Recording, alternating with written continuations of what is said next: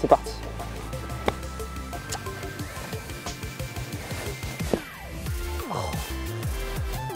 Bonjour et bienvenue dans cette nouvelle vidéo de l'Académie. Aujourd'hui, on va voir donc le top 5 des erreurs au chipping chez les joueurs amateurs autour du green. D'accord ? Ces erreurs sont vraiment celles que l'on voit le plus fréquemment et je vais vous donner des exercices et des situations ou des explications, des drills qui vont vous permettre de pouvoir travailler ça. Si vous n'avez pas encore aimé la chaîne YouTube, je vous laisse cliquer sur le lien pour devenir un joueur abonné. Vous pouvez aussi retrouver mes vidéos et mes lives sur Instagram et Facebook avec mes pages de mon académie OPP Golf. Voilà, on passe tout de suite au top 5 des erreurs du chipping chez les amateurs. Bonjour et bienvenue donc dans cette nouvelle vidéo où je vais aborder aujourd'hui les 5 erreurs les plus fréquentes que l'on retrouve au chipping chez les joueurs amateurs et je vais vous donner à chaque fois des idées et des drills qui vont vous permettre donc de corriger ça en situation de parcours. Alors aujourd'hui je suis sur le trou numéro 1 de la mer au golf du Touquet, superbe parcours 18 trous, cette année classé encore une fois dans le top 10 des golfs européens. Voilà, n'hésitez pas à venir le découvrir, super parcours, super équipe et vraiment tout est réuni pour passer un agréable moment sur ce golf avec voilà, 2 parcours 18 trous, un parcours 9 trous et le parcours ici de la mer qui présente voilà, des difficultés assez à relever et assez sympathiques.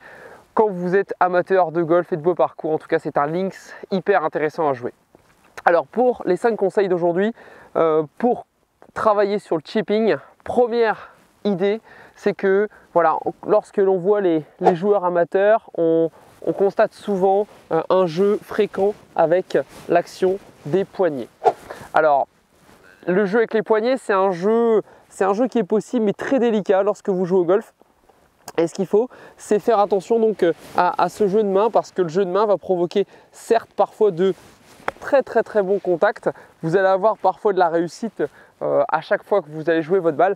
Par contre, dès que le contact va être un petit peu avant le sol, vous allez avoir des problèmes donc de top et de gratte. Et vous allez aussi, avec les poignets, avoir énormément de problèmes de vitesse. Donc de vitesse, le club ne va pas en fait bouger dans la descente à une vitesse assez progressive et régulière.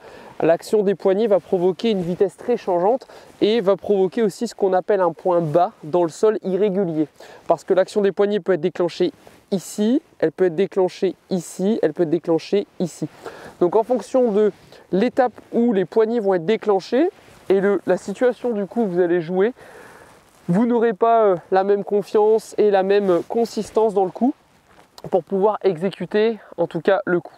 Alors ce que je vous propose de travailler là pour ce premier exercice, pour éviter en fait trop d'action de main et donc trop de manque de contrôle, autant dans la vitesse du club que dans les contacts, et bien voilà l'exercice, c'est très simple, vous collez le grip au nombril comme ceci et en collant le grip au nombril, vous allez pouvoir comprendre le lien entre le club, les mains et le tronc.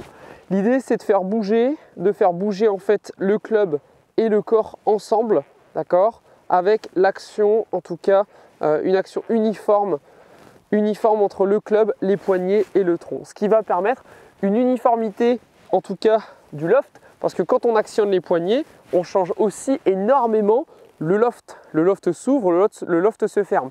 Ça plus la vitesse, ça change énormément la profondeur du coup et la qualité du coup. Donc l'idée, c'est qu'au début, vous réalisez donc une répétition de 10 en collant le club au nombril. Je place mes mains sur la partie centrale du shaft afin d'avoir des bras allongés. Je réalise en fait des balanciers de telle façon à réaliser un mouvement avec le tronc et surtout un mouvement où les bras et les poignets ne bougent plus et c'est le tronc qui fait bouger le club avec ce qu'on appelle un triangle uniforme, d'accord, formé par les bras et les épaules et donc j'aurai un club qui ne bougera pas. Donc on teste, on imagine que le club reste ici collé au nombril, d'accord, du début à la fin. Vous cherchez toujours à avoir du rythme, d'accord, on en parlera dans quelques instants, vraiment sans aucune action de poignet et c'est parti avec un club qui reste face au nombril. Super, au moins c'est contrôlé, la balle sort dans l'axe. On passe à la deuxième erreur que l'on voit fréquemment chez les joueurs, c'est maintenant le problème d'empilement. C'est parti. Alors très bien, maintenant on passe donc à la deuxième erreur qu'on voit très souvent, c'est le problème en fait d'écartement des pieds. Alors lorsque les joueurs chip, je vois beaucoup de joueurs qui en fait gardent des pieds fortement écartés, d'accord, en pensant qu'ils vont être plus stables comme ça pendant la réalisation du chip. Alors effectivement, écarter les pieds va permettre une stabilité forte en tout cas, mais malheureusement, cet écartement de pied va provoquer aussi beaucoup de possibilités de se déplacer, mais tout en restant en fait fort dans le sol, ok, sans tomber en fin de compte, et en se sentant en fait capable de bouger le club facilement. Seulement, au chip, on n'a pas besoin de cet écartement de pied parce que quand on écarte les pieds, c'est pour passer le poids du côté droit vers le côté gauche et de créer de la puissance. Or, quand on fait un chip, ici, on n'a pas besoin du bas du corps, en tout cas en termes de sollicitation importante, on a besoin justement plutôt du haut du corps pour faire bouger le club et essayer de minimiser en tout cas les vitesses et de contrôler la face du club.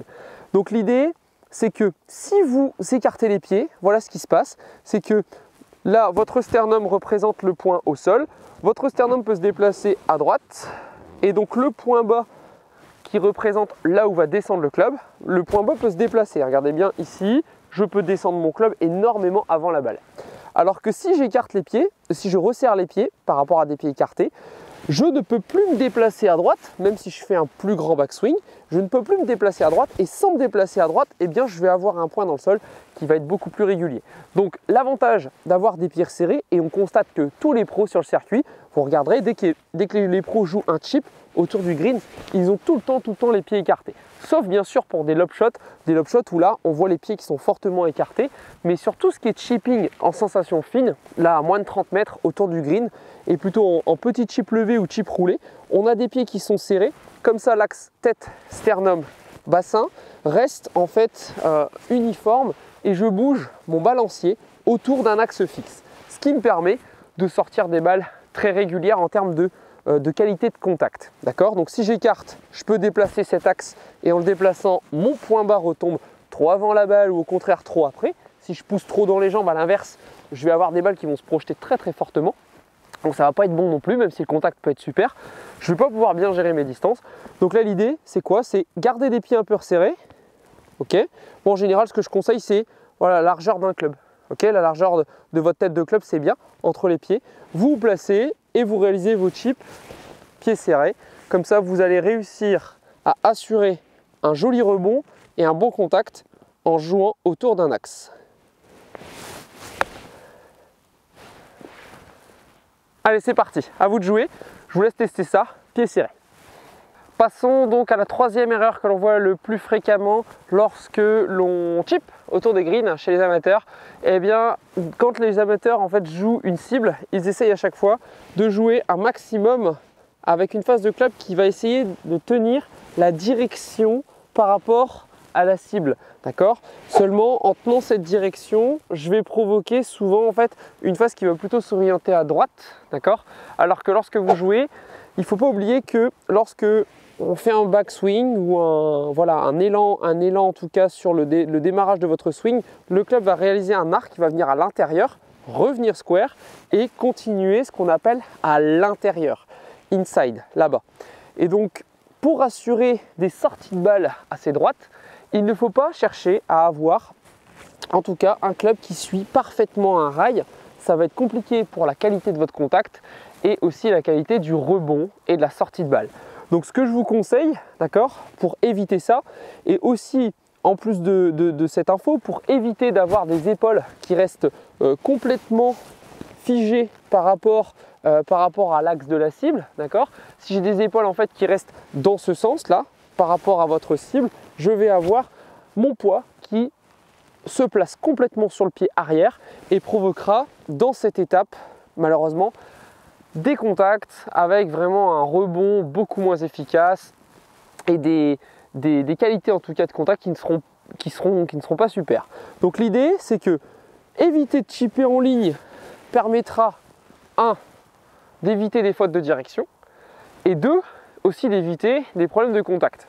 Donc qu'est-ce qu'il faut faire? Eh bien tout simplement, quand vous placez votre stick, Voilà, par exemple, vous pouvez le placer hop, ici par rapport à votre cible. Vous vérifiez bien par rapport à la sortie de la balle, d'accord? Vous placez votre balle, ok, à quelques centimètres devant. Et l'idée, c'est que vous venez avec un club à l'intérieur, ici à l'intérieur par rapport au stick. Le club redescend pour toucher la balle et revient à l'intérieur à gauche pour un joueur droitier, bien évidemment, pour finir le balancier. Dans cette étape, je vais réussir à assurer en tout cas une bonne glisse, et surtout il faut que mes épaules rentrent à l'intérieur à gauche par rapport à la cible. Alors c'est toujours un peu troublant d'avoir en fait le corps qui emporte le club à gauche, parce qu'on se dit bah si j'emporte le club à gauche, la balle ira à gauche. Non, si vous avez une phase de club bien placée, la balle sortira square, d'accord? Malheureusement, si à l'inverse vous faites un balancier en gardant les épaules face, alors oui la face peut parfois rester, mais vous allez avoir des gros problèmes de glisse et de contact, ok? Donc là, l'idée, c'est qu'on se place, on essaye de rentrer à l'intérieur avec la tête de club, ici, à gauche. Comme ça, vous allez avoir des super rebonds et vous allez sortir des balles en ligne. C'est parti.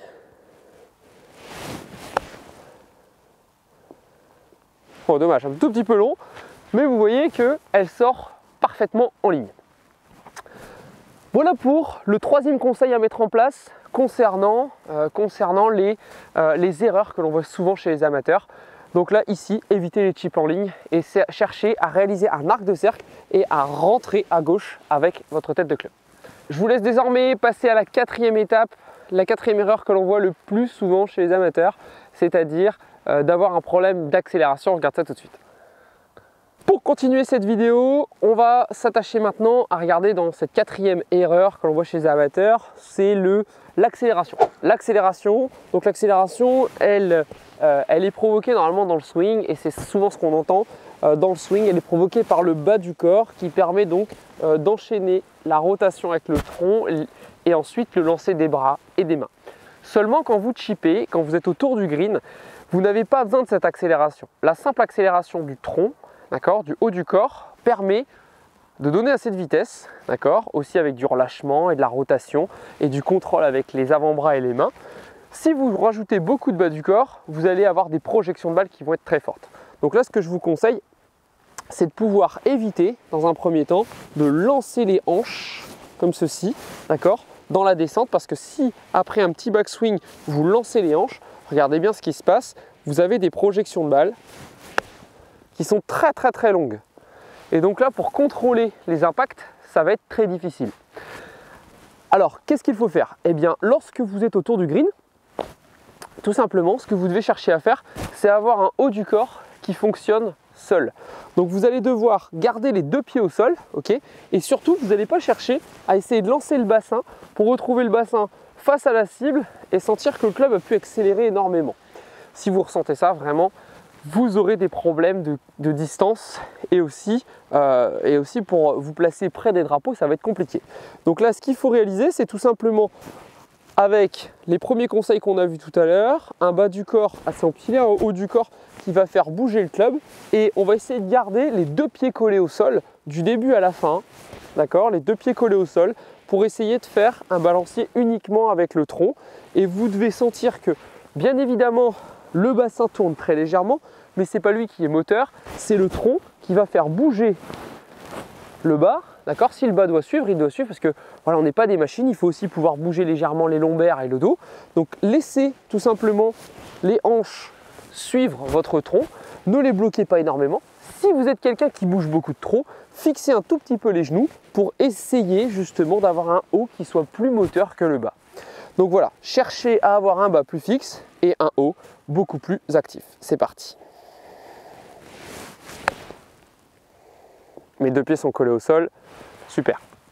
Voilà, je me retrouve dans mon mètre autour du trou. Ok, on regarde désormais la cinquième erreur chez les joueurs amateurs pour assurer le bon fonctionnement, en tout cas du chipping, qui va être la dernière clé pour assurer des bons coups de chip. C'est parti. Très bien, désormais dans cette dernière étape du chipping, ce que je vais vous demander, c'est de pouvoir respecter la qualité de la position du shaft. C'est-à-dire que dans l'espace, si le shaft change trop de position, c'est-à-dire que lorsqu'il est posé, il a un certain angle ce shaft, il a un certain angle. Si cette angulation change dans ce sens, donc de bas en haut, d'accord, et trop en fin de compte de droite à gauche, vous allez changer le loft, donc l'ouverture de la face de club et la fermeture, et vous allez aussi dans ce cas changer le lie. Donc ce qui va changer énormément, encore une fois, la qualité du contact et la qualité donc, de votre approche. Donc là, ce que je vais vous demander, on va jouer en fait le chip avec bien sûr un sandwich ou un pitch. On va le jouer vraiment comme si on avait un club plus fermé. Alors pour vous entraîner, ce que vous faites, c'est que vous prenez un club plus fermé. Donc là, je prends mon fer 7, d'accord? Je prends mon fer 7 et l'idée c'est que mon fer 7 étant plus grand, je vais devoir aussi me tenir un peu plus droit dans la balle. Et l'idée c'est quoi? C'est que je vais essayer d'avoir un club qui reste beaucoup plus dans le prolongement de mes bras et d'essayer de garder ce club dans le prolongement de mes bras du début à la fin pour assurer une bonne glisse de club. Et je vais éviter de changer donc ici ce paramètre, d'accord, pour me sentir un peu plus grand, un peu plus droit, et aussi le paramètre de droite à gauche. Donc là je me tiens un peu plus droit, plus grand, j'essaie de garder un club dans le prolongement des bras et de faire un balancier avec le haut du corps pour fonctionner sans changement de shaft. Une fois que vous avez positionné le club, le shaft et le grip sont vers le nombril ou un peu au-dessus, et en fonction bien sûr de l'élévation que vous cherchez à avoir. Et à partir de cet instant, vous essayez de garder le grip en position haute vers le nombril. D'accord? Une fois que vous avez compris ça, alors vous pouvez très bien tester ça avec le fer 7. Ça marche très très bien pour faire des approches. Et une fois que vous avez réussi à le faire avec un fer 7, eh bien vous le refaites avec votre club préféré pour réaliser vos approches. Donc là, moi j'ai pris mon 58 degrés, d'accord, pour réaliser vos approches. Donc je me tiens assez droit. Ok, je ne vais pas changer l'angle du shaft du début à la fin. Donc je vais avoir un coup un peu plus maîtrisé, je vais avoir moins de mains, je vais me sentir avec des mains un peu plus en avant, un peu plus hautes et vers la balle, d'accord. Ici, donc je me tiens plus droit et plus grand, ok. Je vais avoir un balancier avec une bonne glisse et surtout ça, cherchez-le. Cherchez dans votre entraînement la glisse parce que je vois trop d'erreurs où les joueurs en fait cherchent à descendre dans le sol fortement sur ces approches. On doit chercher une glisse parfaite avec un shaft qui ne bouge pas. Je vois trop souvent des shafts en fait qui bougent soit avec l'action de poignet ou soit par rapport à une mauvaise posture de départ. Donc là, ce qu'on veut faire, c'est vraiment bien positionner la tête de club, tenir un shaft assez haut, assez droit. Ok, je maintiens ça dans mon balancier du début à la fin. C'est parti.